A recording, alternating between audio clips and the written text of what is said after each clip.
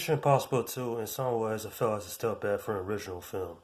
It's not a horrible movie, but there are a lot of aspects about this film that could have been improved upon, like the story, and of course the side characters, like the love interest for Ethan Hunt. If you somehow never seen this movie, you could watch it, but just don't expect this film to be better than the original movie. Directed by John Woo, Mission Impossible 2 is a mixed bag for me. While I love the action and the acting from Tom Cruise in this film, everything else just falls on the wayside. Natalie Newton, who plays Naya, she's without question the weakest character in this film. It's no wonder she was nominated for a Raspberry Award. Seriously, her acting in this movie is horrible.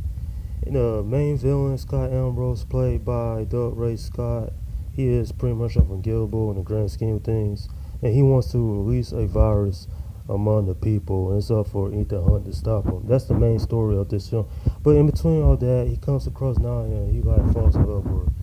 Question, do we really need such a love story in a sense? I kind of feel like sometimes that takes away from what this movie could have been. It's certainly like a weak point in the film, but it's not enough to call this movie a dumpster fire. No, I think this movie's pretty decent in my opinion. Could have been better, yes. The music is a mixed bag as well, which is shockingly enough it's done by Hans Zimmer, and I love the work he's done on other movies, but the musical score here is just, I wasn't really feeling it. Other than that, there are some things that work for this film and other things that just don't work.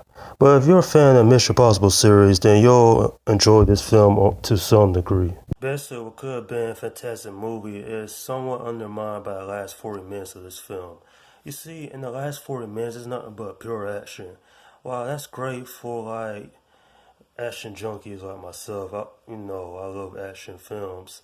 It's just the story was kind of pushed to the side in terms of them trying to do bigger things. And sometimes that's not always better.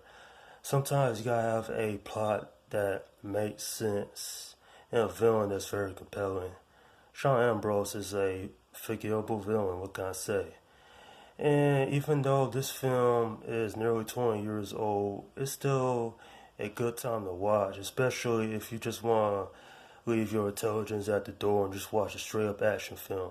This film's not actually as action heavy as the Expendable films is, but there's something to be had by everybody who watches this movie.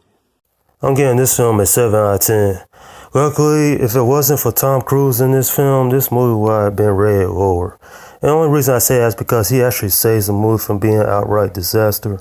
Yes, the story's weak, the musical score is a mixed bag for me. Yeah, there are some moments in the film where I'm saying like, really? They couldn't done that a little bit better? You see, I like to criticize a lot of things when it comes to action films like this.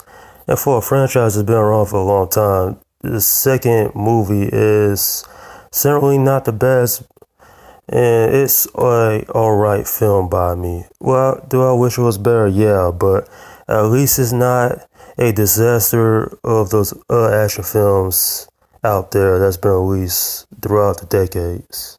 And that's my review of Mission Impossible 2. Alright, leave your comments down below in the section and let me know what you think about this film. Do you love it, hate it, or in the middle? Do you wish this film story could have been better?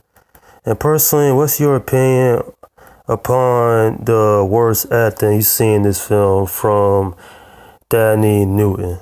Seriously, she was a downright disaster in this film, and I really didn't care for her character. Alright, up next is my review of Mission Impossible 3. And to me, I think that's a much improved film. Okay, this is One Guy 172 saying, peace out.